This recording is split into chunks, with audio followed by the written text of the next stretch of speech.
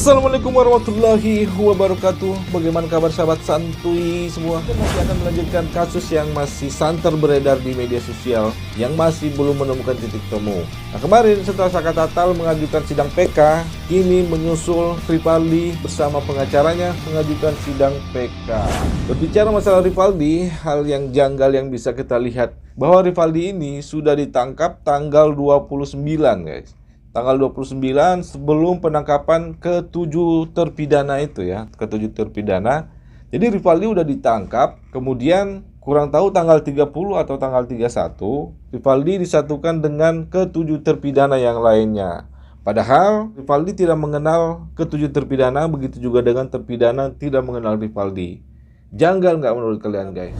Nah, ini ada pernyataan dari kuasa hukum dari Rivaldi dan juga ada pernyataan dari Bapak Profesor Hipnu Nugroho tentang kasus yang menjerat Rivaldi. Nah, kita lihat dulu bagaimana pernyataan dari pengacara Rivaldi. Gas. Rivaldi itu tidak pernah disangkutkan namanya di dalam BAP di awal ya. Terus Rivaldi pula bukanlah satu teman dengan ke-7 terpidana lainnya. Ditambah Rivaldi juga tidak tinggal di daerah SMP 11 tersebut, yang dimana pada sore tanggal 31 Agustus 2016 itu ke-7 terpidana itu ditangkap, sedangkan Rivaldi sendiri itu sudah ada ditahan di Polsek Utara Barat itu di tanggal 29 untuk kasus yang lain, bukan kasusnya pembunuhan Vina dan Eki. Oke, ini menjadi suatu hal yang menarik, Prof. Hipnu. Perlahan satu persatu terpidana mulai berani untuk bersuara, seperti tidak mau tinggal diam untuk mencari keadilan. Tanggapan dari Prof. Hipnu sendiri seperti apa? Apakah nantinya akan semakin banyak terpidana-terpidana lain yang akan mengajukan PK? Keren.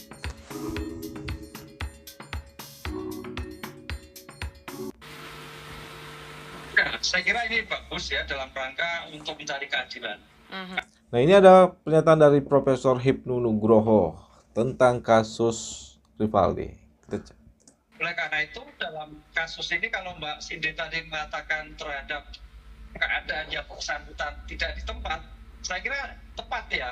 Karena kalau dalam suatu kasus PK itu terkait dengan bukti yang pertama kali jika ditemukan akan menjadikan bebas. Pertanyaannya apakah Rivaldi di tempat atau tidak? Ini permasalahannya kayaknya memang peristiwanya ada, tapi pelakunya ini yang jadi problem. Jangan-jangan pelakunya bukan ini. Saya kira suatu peluang, Mbak, untuk diajukan apabila memang ketika itu memang tidak tepat, sehingga dalam keadaan seperti ini Polda Jawa Barat mungkin ya asal angkut aja mungkin orangnya, kan itu permasalahan seperti itu. Nah, sekarang inilah saatnya untuk membuktikan bahwa yang bersangkutan alibi itu diperkuat, tapi harus diperkuat dengan bukti material, Mbak. Jangan hanya katanya, karena bukti material itu akan menjelaskan tentang bukti-bukti sekunder yang ditemukan oleh Mbak Cindy, gitu, Mbak. Dan kan ditemukannya mayat itu di malam minggu ya, tanggal 27 Agustus 2016, itu Rivaldi sendiri tidaklah sedang bermain di SMP 11, dia sedang bermain dan berkumpul di rumah temannya di daerah Pendesan. Itu dari jam 4 sore sampai dengan pagi, dan terbukti juga sampai tanggal 29 Agustus pada saat penangkapan dia untuk kasus yang lain pun di rumah temennya. Gitu. Dan Rivaldi sendiri tidak pernah atau bergaul atau bermain ke depan SMP 11 tersebut. Dan Rivaldi itu tidak mengenal sama sekali ke-7 terpidana tersebut. Oke. Jadi pada saat tanggal 29 Agustus 2016 dia ditangkap itu untuk kasus pelaporan penganiayaan dengan teman perempuannya. Itu pun tidak ada penusukan, tidak ada apapun, hanya ada bentakan dengan dorongan. Dan pada saat dia lagi berantem dan cekcok di situ, dia tuh kan cekcoknya di depan Grage, itu ada warung dagangan jamblang. Dia berantakin lah itu, karena posisi di daerah situ adalah wilayah Polsek Utara Barat, adanya polisi lewat, ya kan, dia udah kabur nih, kabur ke rumah temennya. Karena si perempuan itu tahu pada saat dia dibawa tuh dari rumah temannya itu, kembali lagi lah si perempuan itu bersama polisi ke tempat temannya Rivaldi. Disitulah dia ditangkap. Untuk disangkut dengan kasus ini sendiri, kami tim kuasa hukumnya juga pada tahun 2016 ke 2017 tuh bingung. Aneh, karena sebenarnya kemarin kami cross check kembali, si Rivaldi itu memang ada pernyataannya dari Bapak Rudiana itu menyatakan saya hanya mengamankan itu ke-7 terpidana yang ditangkap oleh Pak Rudiana sendiri di depan SMP 11 ya. Sedangkan untuk Rivaldi saya tidak menangkapnya dan saya tidak mengamankan Rivaldi, ya kan. Tetapi pengakuan Rivaldi yang menjemput Rivaldi di Polsek Utara Barat itu adalah Pak Rudiana. Wah, ini ada lebih aneh lagi guys. Menurut aku ini lebih aneh. Dimana Bapak Rudiana mengatakan kalau dia hanya mengamankan 7 terpidana. Berarti nggak termasuk dengan Rivaldi. Tapi yang menjadi aneh, menurut pengacara Rivaldi, dari Rivaldinya sendiri mengatakan kalau Pak Rudiana menjemput Rivaldi di Polsek Utara Barat tadi yang dikatakan dibawa bersatu dengan para terpidana. Seperti pengetahuan kita ya, Bapak Rudiana ini kan ranahnya bidang narkoba ya, bukan dalam wilayah kriminal umum. Tapi yang jadi pertanyaan, kenapa Pak Rudiana yang menjemput Rivaldi di Polsek Utara Barat? Itu sebenarnya jadi pertanyaan juga nih guys. Kita lanjut guys. Prof Hipnu, berarti sebetulnya dalam hal ini diperlukan kesaksian dari Ibtu Rudiana. Iya. Ya, karena yang mengamankan Pak Dokter itu Rudiana. Ya. Makanya sekarang nanti cross check itu penting sekali Pak Zidi. Apakah betul Rivaldi ataukah bukan? Apakah Rivaldi dari jalan orang lain dipanggil dipaksa? Ini kan pertanyaannya gitu, karena konsep mengamankan itu mengamankan dalam suatu peristiwa atau mengamankan baru dugaan. Ini juga jadi problem. Makanya kalau salah misalkan ya, Rivaldi nanti salah, ya kan? Peggy kemarin juga salah juga orang. Betul. Kemudian Sakatata salah. Ini kan berarti kan luar biasa sejauh mana profesional ketika itu. Ini kan masih jalan loh ya. Apakah seperti itu? Nah ini problem Mbak. Saya kira dalam seperti ini Mbak. Mudah-mudahan nanti bisa dicek kebenaran tentang bukti material yang ditemukan dalam peristiwa tersebut. Iya, memang terkadang kalau menyaksikan dari rentetan awal hingga sampai saat ini menjadi suatu peristiwa yang betul-betul selain misteri ya. Terkadang-kadang saya suka berpikir apakah memang diperlukan seperti detektif Conan untuk betul menganalisa semua bentuk kasus seperti ini. Karena betul kalau tadi saya baca dari BAP-nya memang ada statement yang menyatakan bahwa Rudiana tidak pernah menangkap Rivaldi. Kemudian kan yang akhirnya menjadi pertanyaan adalah apa dasar penangkapan terhadap Rivaldi ini, Prof? Sehingga pada akhirnya juga akan muncul pertanyaan, lalu kalau hampir semua terpidana yang mengajukan PK akhirnya diputuskan bebas dan tidak bersalah, kemudian kan akhirnya kita semua jadi mempertanyakan, lantas ini siapa di balik kematian Vina dan juga Eki? Saya yakin peristiwanya ada. Peristiwa hukum kaitannya dengan bunuh. Tapi pelakunya, ya ini agak problem. Pelakunya, apakah betul pelakunya ke-8 itu? Nah ini yang saya kira yang lagi diperjuangkan teman-teman penasihat hukum, Mbak Cindy, kemudian kemarin yang Sakatata, kemudian Pria Peggy. Karena dalam fokus ini pasti akan menjadikan pertimbangan sendiri oleh majelis kasasi itu, Pak. Nah, beda pakar hukum, beda pendapat ya. Tapi ada masuk di akal juga sih pernyataan yang dikeluarkan oleh Profesor Hipnu Nugroho yang menyatakan kalau mungkin saja perkaranya ada tapi orangnya yang berbeda guys. Walaupun ada pihak yang menyatakan bahwa itu bukanlah kasus pembunuhan, tapi kasus kecelakaan. Ya sebenarnya kalau kita lihat ya kemungkinan itu pasti ada. Oke, kita lanjut lagi. Sakatata, kuasa hukumnya sempat menyampaikan bahwa kematian Vina dan Eki ini bukan pembunuhan tapi lebih kepada kecelakaan. Prof Hipnu sepakat atas hal itu atau justru sebaliknya? Ya, kalau menurut saya peristiwanya ada. Peristiwanya ada. Ya? Karena 2016 itu walaupun lama, tapi Polri sudah maju loh. Apalagi Polda Jawa Barat maju loh. Peristiwanya ada, cuma pelakunya yang jadi problem. Ya masih jadi pertanyaan pelakunya itu asal mengamankan. Iya. Mbak Cindy, Mbak kan tadi sempat menyampaikan bahwa sebetulnya Rivaldi tidak pernah ditangkap oleh Ibtu Rudiana dan juga ada keinginan dan juga ada harapan agar Ibtu Rudiana memberikan kesaksiannya. Sejauh ini sudah ada komunikasi dengan tim kuasa hukumnya, Mbak Cindy? Belum ada sama sekali karena memang kami saat ini tuh lebih fokus bahwa di tanggal 27 Agustus 2016 itu Rivaldi itu ada di tempat yang berbeda. Seperti sesuai dengan yang laporan di awal Pak Rudiana itu menyatakan bahwa si Rivaldi itu adalah Andika, dan di dalam BAP-nya dia sendiri tidak pernah menyebutkan nama Rivaldi, tetapi yang dia sebut adalah Andika, kan gitu.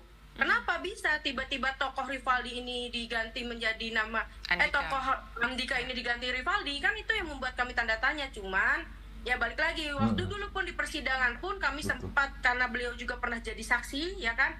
Beliau pun tidak mengetahui hal tersebut.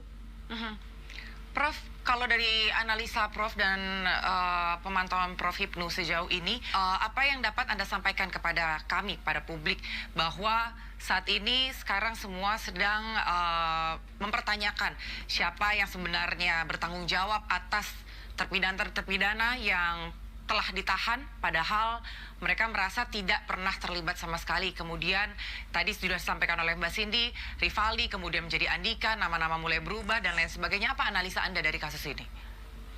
Ya, apakah ada penangkapan? Apakah ada upaya paksa? Karena kalau penanganan itu baru lidik yang kemudian ditingkatkan pada sidik, kan teorinya kriminalistik kan gitu lah. Teori kriminalistik yang spesifik itulah berarti bukan kewenangan Ibtu Rudiana. Ibtu Rudiana itu hanya mengamankan ada suatu peristiwa hukum, ada suatu tanda petik pembunuhan, siapa pelakunya, kemungkinan ABCD lah. ABCD itu kan dilakukan oleh Polresta Cirebon. Nah, harusnya makanya Polresta Cirebon itu yang diinterogasi, apakah betul Rivaldi ini, apakah A ini, apakah B ini, apakah C ini. Pertanyaannya, apakah Rivaldi itu bagian dari pengamanan ataukah langsung pada suatu penangkapan. Ini suatu proses hukum yang harus tegas antara pengamanan hukum belum masuk pro justisia, sidik sudah masuk pro justisia. Identifikasinya ketika pro justisia harus jelas. Nah, bottleneck-nya kayaknya di sini, kalau memang itu betul bahwa 7 tersangka itu ada mungkin kekeliruan orangnya. Klien Anda dalam hal ini sempat ada cerita nggak, Mbak Cindy, terkait pengamanan yang dilakukan dari aparat kepolisian saat itu? Di tanggal 30 atau 31 dini hari itu dia bertemu dengan Pak Rudiana dan dipindahkan ke Polresta Kota Cirebon. Itu pengamanannya hanya ya pengamanan dari pihak Pak Rudiana. Terus dia bilang sih kepada klien kami Rivaldi, kamu ngaku saja bahwa teman-teman kamu sudah mengaku. Nah, tapi pada saat itu pun tidak menyebutkan nama Rivaldi, melainkan menyebutkan nama Andika. Ada perlawanan nggak, Mbak Cindy? Saya bukan Andika saat itu. Sudah jelas, klien kami menyatakan saya sudah melawan, bahwa saya adalah Rivaldi bukan Andika, dan saya tidak tersangkut dengan kasus pembunuhan Eki maupun Vina, karena saya pun tidak mengenal kedua belah pihak, kata klien kami, kan seperti itu. Setelah itu adalah waktu itu mungkin sudah tayang ya pemukulan yang muka-muka mereka namanya babak belur itu, yang telinganya Rivaldi di hektar, matanya pun di hektar, itu kan. Itu di hektar karena apa? Karena Rivaldi tidak pernah menandatangani BAP yang telah dibuat oleh kepolisian. Adapun tanda tangan di BAP itu bukan tanda tangannya Rivaldi.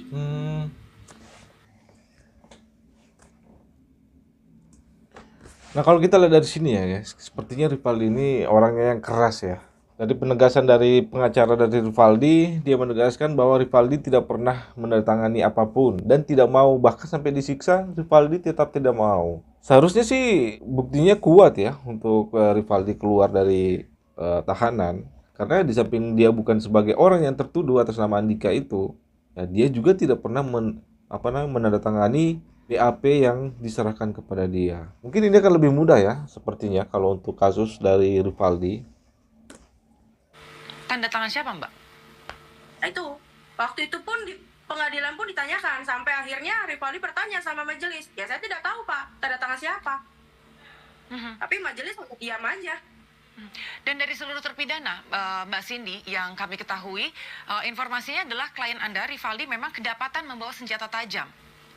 Untuk senjata tajam itu, kan yang saya bilang tadi, senjata tajam itu ditangkap tanggal 29 pada saat adanya pelaporan oleh teman perempuan tersebut. Datanglah polisi ke rumah temannya Rivaldi. Digeledah adanya senjata tajam itu, tapi kecil ya, bukanlah samurai yang sesuai dengan BAP, bukan sama sekali. Ditangkap, itu di dalam penahanan pun ditulislah pasalnya. Setelah itu, untuk sajamnya itu sendiri sudah diputus di tanggal 31 Januari 2017 dengan putusan hukuman 1 tahun 5 bulan. Oke. Tetapi untuk Sajam itu sendiri dijadikan alat bukti untuk kasus Vina dan Eki. Sajam yang menjadi kasus dari Rivaldi di tahun 2016 dan itu di tanggal 29 dijadikan barang bukti untuk kasus Vina. Orang yang bukan terlibat, tidak kenal sama yang lain, satu sama lain, tapi ini dijadikan satu di dalam satu cerita. Ya kita nggak tahu apakah ini benar atau tidak, cuma ya aneh saja. Maksudnya aneh. Kalau sampai pengajuan PK dari Rivaldi ini dikabulkan, berarti dalam kasus Vina ini banyak sekali manipulasi. Kita lanjut guys. Iya, Prof Hipnu, dari apa yang tadi disampaikan oleh Mbak Cindy, sebetulnya ini sangat miris ya, dari 1 tahun 5 bulan dan lain sebagainya, kemudian vonis majelis hakim menjadi seumur hidup. Sementara Rivaldi sendiri telah terbukti tidak menandatangani BAP.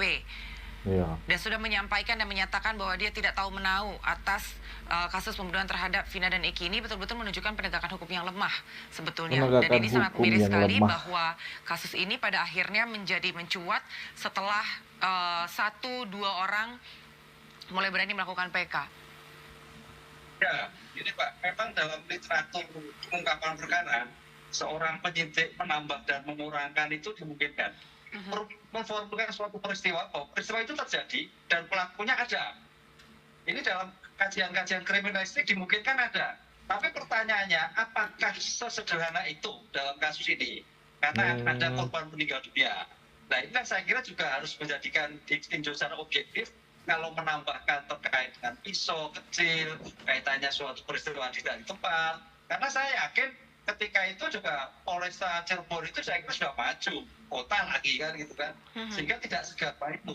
Nah ini saya kira ya kita uji Mbak, kita coba nanti melihat pendengar-pendengar yang lain kaitannya dengan apa bukti-bukti yang lain seperti apa.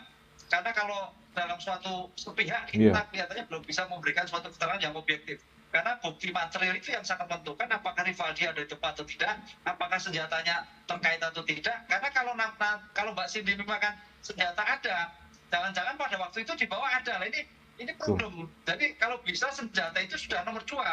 Yang penting keberadaan ada di tempat atau tidak. Karena kalau senjata dimungkinkan, ya namanya senjata kan alternatif ya. Bisa besar, bisa kecil. Itu terminologinya harus jelas. Kalau ada berarti dimungkinkan. Mohon maaf, dimungkinkan berarti turut serta. Yang penting tidak ada tempat bahwa Rivaldi itu bukan Rivaldi, namanya Andika. Ini saya kira yang tegas untuk menjadikan subjek pelaku tidak di tempat sehingga terjadi pesta kesesatan orangnya. Iya.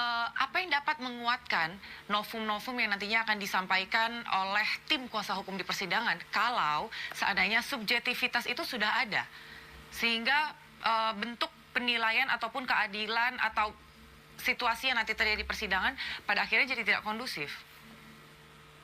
Ya, paling tidak untuk meyakinkan pada majelis ketika Rivaldi itu tidak di tempat adalah orang tua, keluarga di tempat. Kalau perlu ada foto, kalau perlu ada dokumen-dokumen elektronik yang lain bahwa ketika suatu peristiwa Rivaldi tidak di tempat. Berarti harus ada saksi yang menguatkan juga ya Prof, bahwa Rivaldi saja bersama-sama dengan mereka.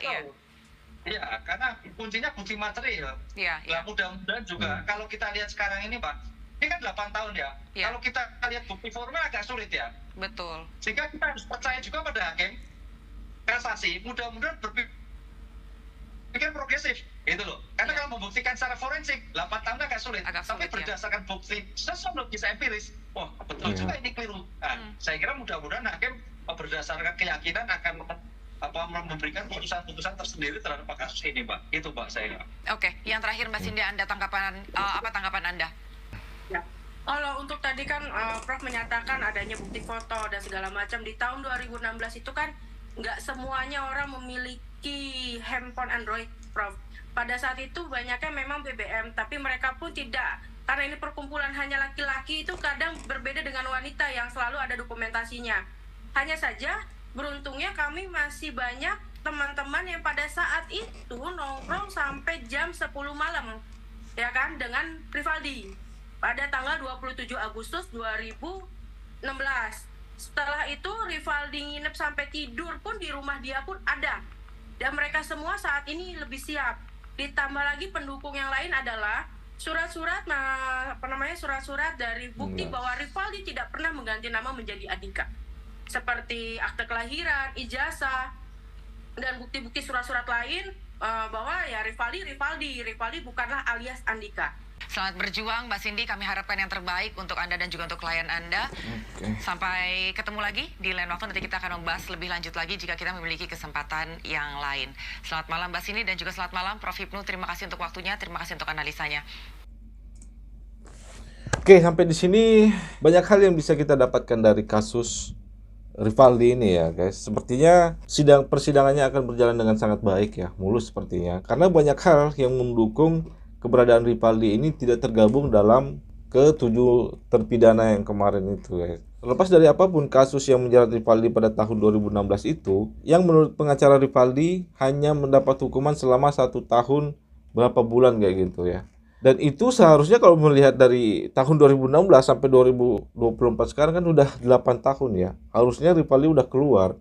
Hanya saja karena dia terkait dalam kasus Vina ini, dimasukkan dalam kasus Vina, yang pada akhirnya dia ditahan lebih lama. Dan itu yang menyakitkan sih menurut aku. Ya walaupun terlepas memang pada saat itu dia salah, tapi kan dia seharusnya sudah bebas ya kan.